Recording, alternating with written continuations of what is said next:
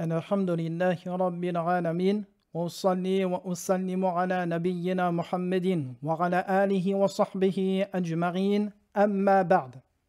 Nous voici à la 23e leçon de notre étude du chapitre des ventes et des transactions financières. Dans la leçon du jour, nous allons étudier la vente des biens fonciers, des vergers et des fruits avant leur récolte. Alors sachez que ce chapitre est mentionné par les jurisconsultes afin de déterminer ce qui rentre ou non dans un contrat de vente lié à l'immobilier ou au verger. Également, les jurisconsultes mentionnent dans ce chapitre ce qui est lié à la vente des fruits ou des récoltes avant qu'ils ne soient récoltés. Comme je l'avais dit auparavant, je suis pour l'étude du chapitre des ventes l'ordre du livre Zad el-Mustaqnir. Seulement, il se peut que je rajoute certains chapitres qui n'en font pas partie à la base, car ce sont des chapitres importants, comme le chapitre lié aux assurances ou aux cartes bancaires ou aux transactions bancaires, comme nous l'avons vu précédemment. Alors un exemple pour comprendre quel est le but de ce chapitre, par exemple, je vais vendre une maison, eh bien ce contrat de vente inclut les portes de la maison, sa charpente, et non les lustres et les meubles. Donc voilà ce qu'on veut déterminer par ce type de chapitre afin d'éviter toute discorde entre le vendeur et l'acheteur. Alors ici, il y a une règle extrêmement importante que vous devez comprendre pour étudier ce chapitre. Cette règle dit que la forme des contrats de vente est ce qu'ils englobent dans ce que la législation n'a pas défini revient aux coutumes et à l'usage. Et ceci est une règle générale dans la législation.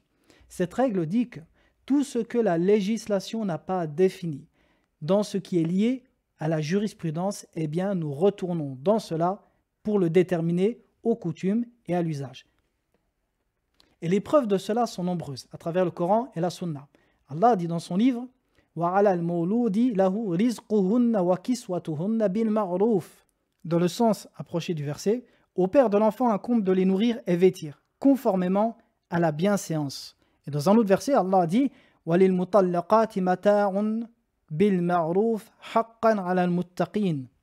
dans le sens du verset, les femmes répudiées ont droit à une indemnité conforme à la bienséance.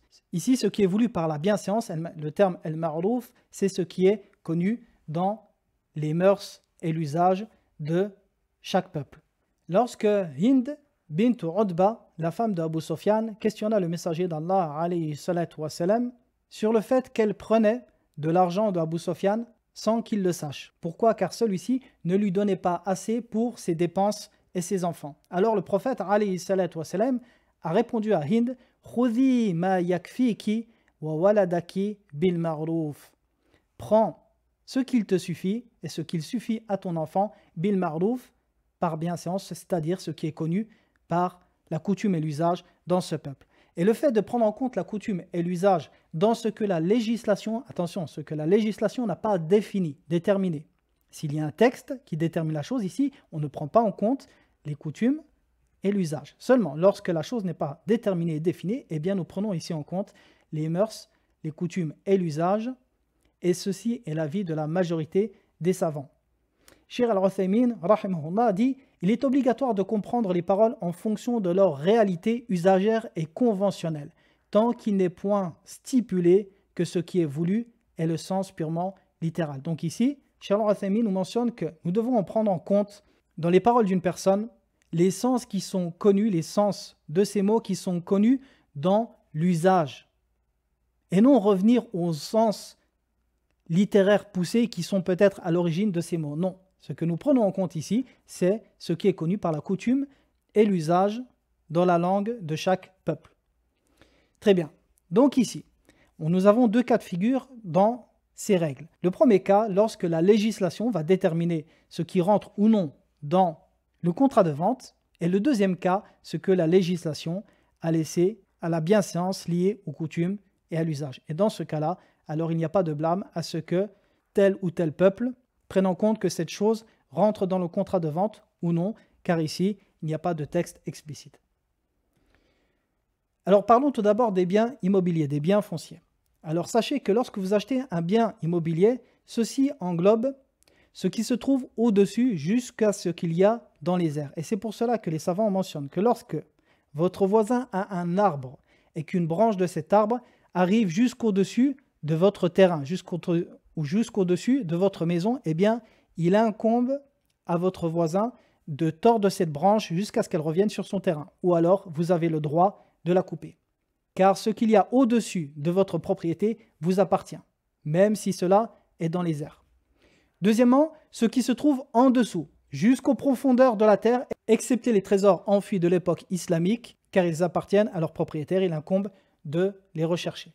Également, ceci englobe les murs, la charpente, le toit, les tuiles, les briques, les vitres, les fenêtres, les volets et toute chose qui est fixée comme menuiserie ou porte. Donc voici ce qu'englobe un contrat de vente immobilier.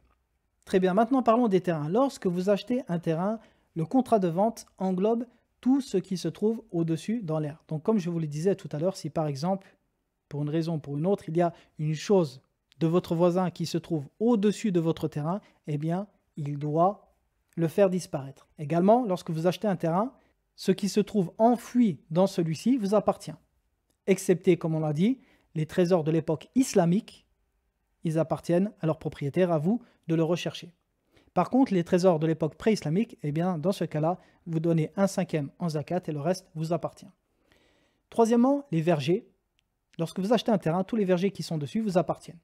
Toutes les cultures également, des champs, et toute construction présente, sauf ce qui va être excepté par le vendeur. Si le vendeur exige que tel bâtiment ou telle chose reste sous sa propriété, à lui le droit de le faire.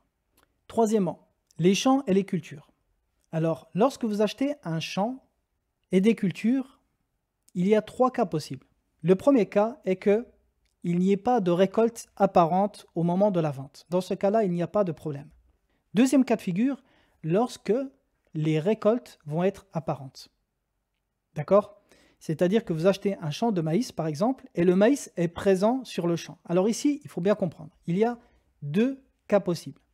Le premier cas, c'est un type de récolte qui pousse régulièrement tout au long de l'année, c'est-à-dire qui n'est pas lié à une saison particulière. Par exemple, de la salade, du cresson, tout ce qui pousse régulièrement. Et le deuxième cas, ce qui pousse qu'1 ou 2 fois dans l'année, c'est-à-dire ce qui est lié à une saison. Alors pourquoi faire la différence entre ces 2 cas-là? Les savants font la différence entre ces 2 cas-là, pourquoi? Car le vendeur, dans ce qui pousse qu'1 ou 2 fois dans l'année, aura travaillé ce champ, aura dépensé du temps et de l'argent, il aura fait beaucoup d'efforts pour obtenir cette récolte.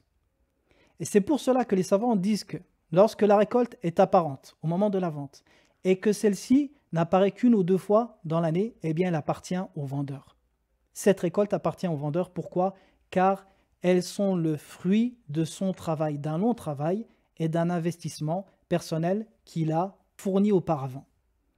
Contrairement aux récoltes qui poussent régulièrement tout au long de l'année. Eh bien dans ce cas-là, elles sont comme inexistantes. Pourquoi? Car elles sont régulières et le vendeur n'a pas fourni d'efforts particuliers ou d'investissement pour cette récolte. Eh bien dans ce cas-là, donc, ça appartient à l'acheteur.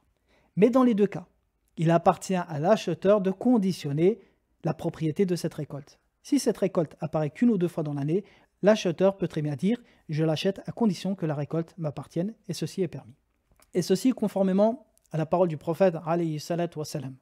Lorsqu'il dit « Man ibta'a nakhlan ba'da an tu'abbar fa thamaratuha lil ba'iri illa an yashtarita al-mubta'u » Dans le sens de ce hadith qui est rapporté par l'imam al-Bukhari et l'imam Muslim, quiconque achète un palmier après qu'il ait été pollinisé, c'est-à-dire fécondé, eh bien les fruits reviendront à celui qui l'a vendu, au vendeur, excepté si l'acheteur conditionne le contrat de vente. Dans ce hadith, le prophète alayhi salatu wa salam nous dit que les fruits apparents sur le palmier, c'est-à-dire les dates apparentes avant la récolte, après la pollinisation du palmier, après qu'il soit fécondé, c'est-à-dire que ceci a fourni un travail particulier au propriétaire du palmier avant la vente, eh bien ces fruits appartiennent au vendeur. Pourquoi? Car comme je l'ai dit, ceci implique un effort, un travail particulier, donc il mérite cette récolte. Donc voici les 3 cas possibles lorsqu'on achète des champs et des cultures. D'accord? Premier cas, il n'y a pas de fruits, il n'y a pas de récolte. Tout appartient à l'acheteur, pas de souci. Deuxième cas, le cas où cette récolte est apparente et que celle-ci ne se récolte qu'1 ou 2 fois dans l'année, eh bien elle appartient au vendeur. Pourquoi? Car c'est lui qui a fourni le travail nécessaire pour cette récolte. Troisième cas, le cas où cette récolte apparaît régulièrement, elle appartient à l'acheteur. Quatrième cas, la vente des vergers et des dattiers.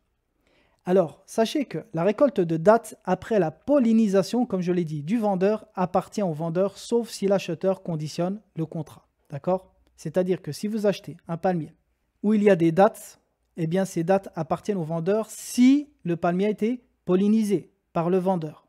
C'est-à-dire qu'il a fourni le travail de pollinisation au préalable, conformément au hadith que j'ai mentionné précédemment. Et les savants utilisent l'analogie par rapport à ce hadith pour tout ce qui est champ, récolte et verger. D'accord? Donc ils disent tout fruit apparent qui nécessite un travail ou un investissement ou un effort personnel du vendeur, eh bien la récolte apparente, les fruits apparents appartiennent au vendeur. Deuxième cas, les fruits apparents appartiennent au vendeur sauf si l'acheteur le conditionne dans le contrat. Comme je l'ai mentionné, il appartient à l'acheteur de conditionner la propriété des fruits au moment de la vente.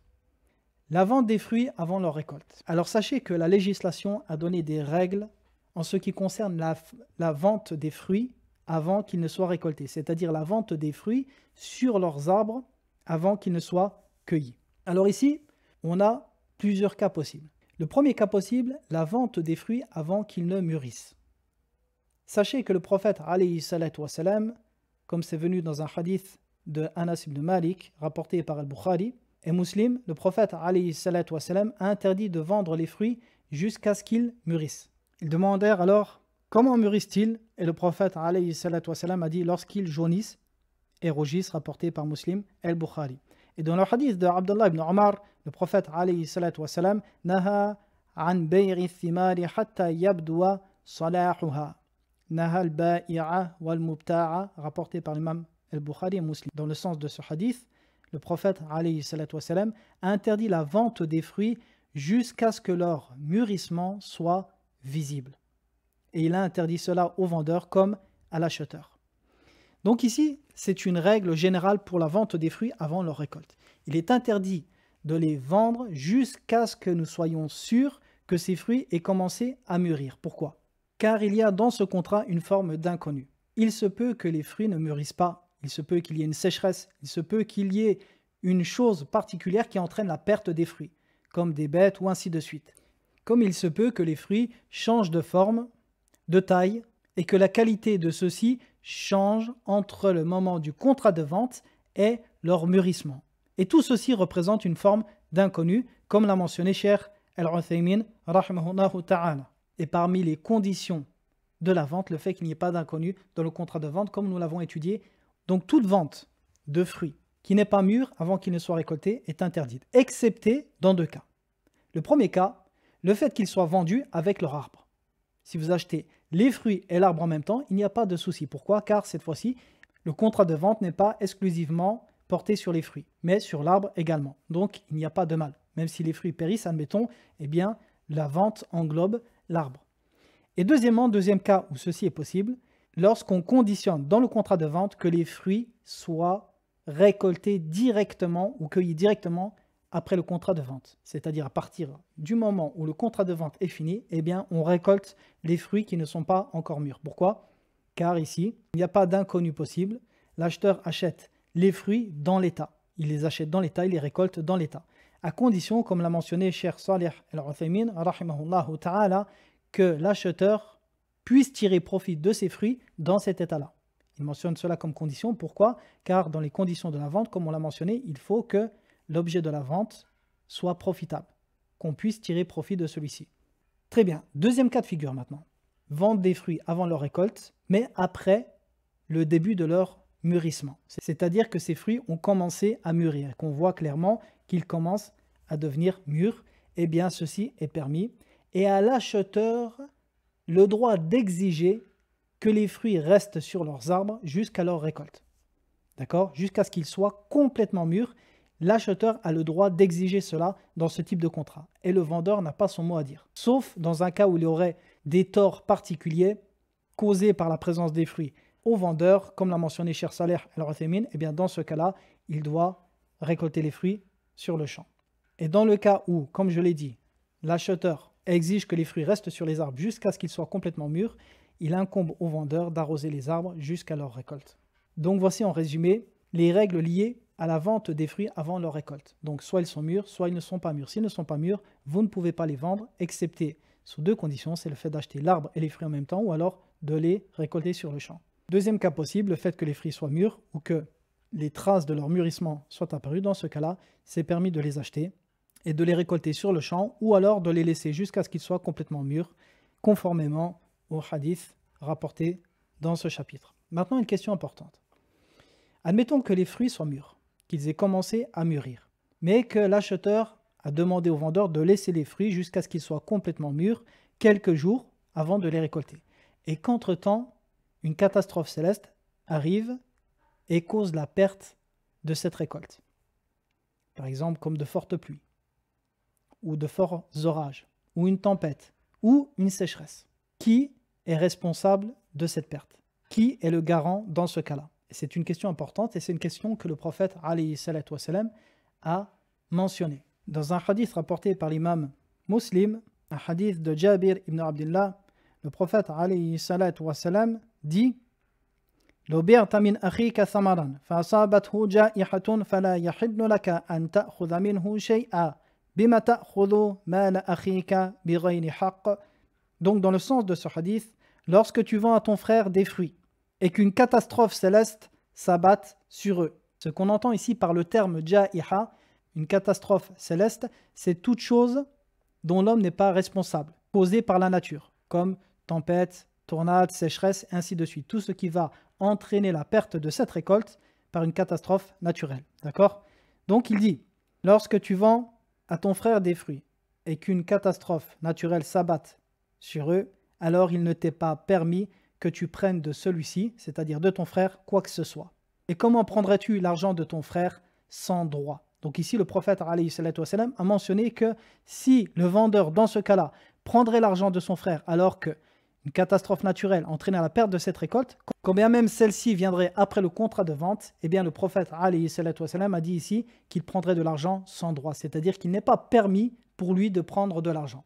Ce qui veut dire que si vous achetez des fruits avant leur récolte, après leur mûrissement, et que vous décidez de les laisser quelques jours, le temps qu'ils mûrissent pour les récolter ensuite, et qu'une catastrophe naturelle va entraîner la perte de cette récolte entre-temps, eh bien, celui qui est garant à ce moment-là, c'est le vendeur. C'est-à-dire que le vendeur vous rendra l'argent et la responsabilité lui appartient.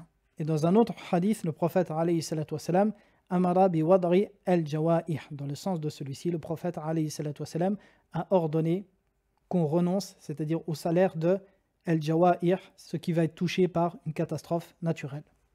Donc ceci est la règle dans le cas où la récolte périt entre le moment de la récolte et le contrat de vente, à une condition, à la condition que l'acheteur ne soit pas négligent en laissant la récolte plus de temps qu'il n'en faut pour la récolter. Si celui-ci est négligent, dans ce cas-là, c'est lui qui est responsable, comme l'a mentionné Cheikh Saleh El-Uthaymin. Si le temps nécessaire pour que les fruits complètent leur mûrissement est de 3 jours, il ne doit pas dépasser, venir une semaine plus tard en disant « mes fruits ont péri ». Non, dans ce cas-là, c'est lui qui est responsable et il perdra son argent. Maintenant, un autre cas possible, le cas où la récolte est volée entre le moment du contrat de vente et la récolte. Qui est responsable dans ce cas-là? Eh bien, dans ce cas-là, l'acheteur a le choix. Il a le choix entre récupérer son argent auprès du vendeur directement ou alors récupérer son argent auprès du voleur. Le choix lui appartient dans ce cas-là. Donc voici en résumé ce qui touche à la vente des vergers, du foncier et des fruits avant leur récolte. Je vous dis à très bientôt pour une prochaine leçon. Wa sallallahu ala nabiyyina Muhammadin wa ala alihi wa sahbihi wa sallam.